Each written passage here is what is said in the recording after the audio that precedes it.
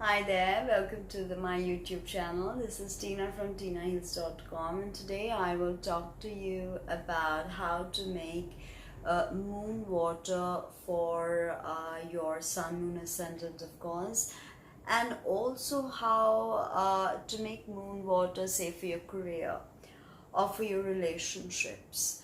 Okay, so let's get straight to the point of how you can harvest this water. Have a clean glass jar, uh, a mason jar, or any kind of neat bottle, preferably without any color, and fill it up with water. You can cleanse it with salt, you can cleanse it with baking soda. Don't use chemicals, okay? And once you've dried the bottle, fill it up with alkaline water, and then say, let's take this upcoming new moon in Leo. Okay, say if you have your sun in Leo like I do, you want to energize your sun, and the sun is emblematic of your vitality. It gives you a healthy sense of I am, or a healthy ego is the sun. When the sun is out of bounds, and the ego is out of bounds, then the sun becomes a red gas giant. And when our sun becomes a gas giant, it will swallow up Earth and Mercury and Venus. So that's not healthy. Life cannot sustain itself with a red giant. And if our sun becomes a white dwarf, then everything, all the sustenance and the warmth of the solar system melts away, and everything becomes dead and cold and bleak. So having a healthy sense of the sun being symbolic of the ego, the I am, our vitality, our leadership qualities. So then you want to make moon water, if you want to emphasize this inner vitality. Sun is also your goals and ambitions, not in the Martian sense, but in a very soul purpose sense. The sun is your soul's purpose. It's how you take your internal power and turn it into magnetism for the world to see. So when it comes to the Leo new moon, now new moon waters and full moon waters, you can be used differently. Now if you use say any ritual that has to do with seeding, plant seeding, or anything where you want to seed a thought or an idea in the womb of the universe, then you use the new moon energized moon water. If you want to celebrate, give thanks, protect, beautify, then full moon. Okay, so say for example you want to energize your sun, you have a new idea or a new goal in your mind with regards to your soul's purpose, okay, and you take your water and you put it out in the new moon, under the new moon, the darkness of the new moon, and you let it sit there the whole night, and then you take it in the morning, and you can use it for any ceremonial ritual that has to do with enhancing your magnetic chi, your life force, your inner vitality. And especially if it's about that new job, or about something that you really want to do, maybe a business you want to launch, you can use this water. Okay, and say you have an Aquarius full moon after that. What if you are say an Aquarius moon does not do well in Aquarius. There's no emotional fluidity. Moon does not do well one-on-one emotionally in Aquarius. So maybe you want to enhance that emotional side to you. What do? And don't forget, the moon is also secret desires. So if you have, say, a secret desire with regards to your larger community, or if you've met someone online and they seem eccentric, and you have a secret desire to become more attractive to them, then you can use moon water energized under the Aquarius full moon. Eclipses are ideally not a good time to harvest moon water. And a lot of this will only come into play once you really experimented with your moon water, as I've been doing for very many years, and making notes on, okay, the efficacy of, say, X moon water you gathered here, and how did that work, what rituals. You have a grimoire, okay, where you write down all your magical details, notes, the spells you work with, the moon waters you harvest, date, time, um, place, and how you've been using them. Your grimoire is very important. You don't need a fancy grimoire, because if you're not regularly using it, it will just lie on your shelf and gather dust. But what you need to do with your grimoire is write uh, your magical work.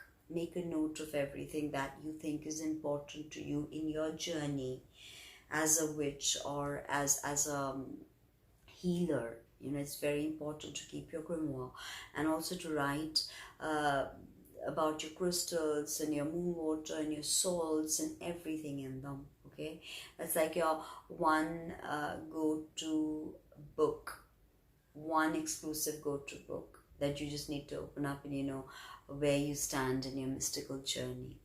All right, so harvesting moon water, you can use it for anything, as I said, even for children with upset tummies, or especially relationships, of course, bringing people together, uh, working with estranged couples, or even increasing the attraction quotient.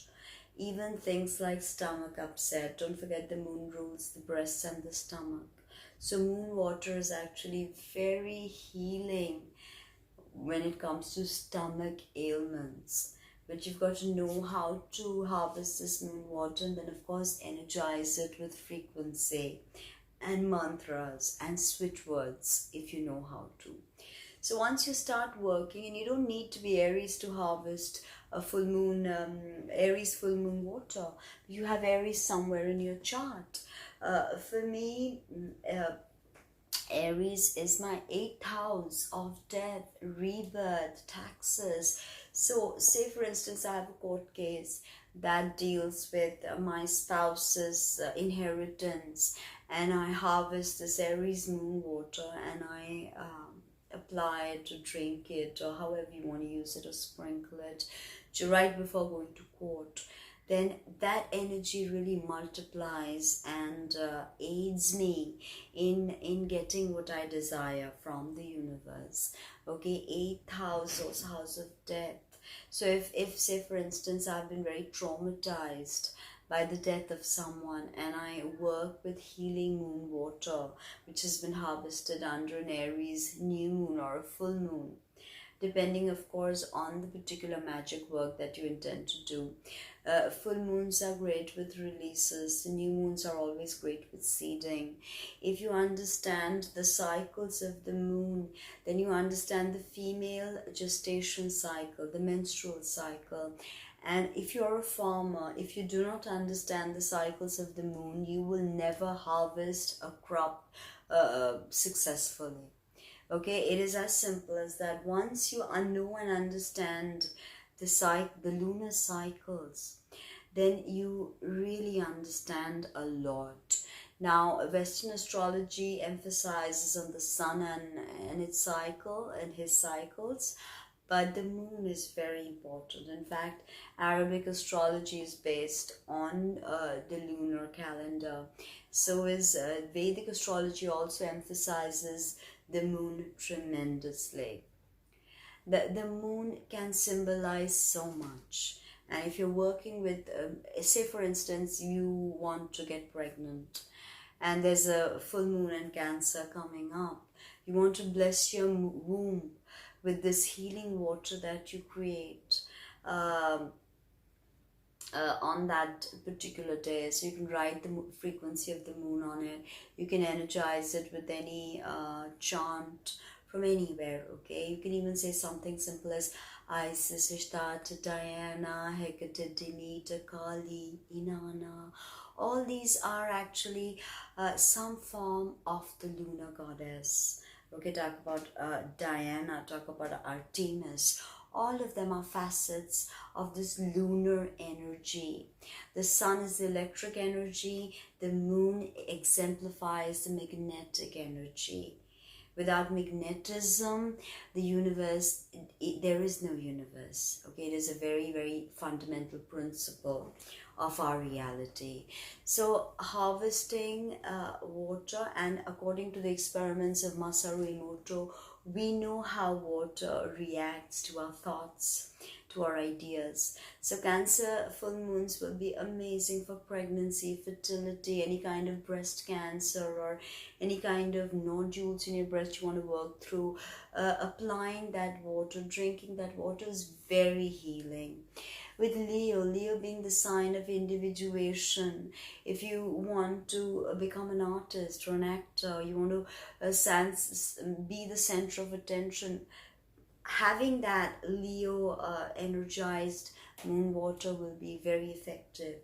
If you are the orator, say, and all eyes are on you and you want to steal the show, or if you want to go in and make the presentation and ace it.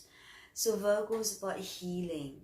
So when you have Virgo water harvested, you want to go for healing, anything that deals with the physical body.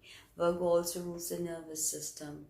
So moon water harvested under a Virgo lunation will also give us this mental stability.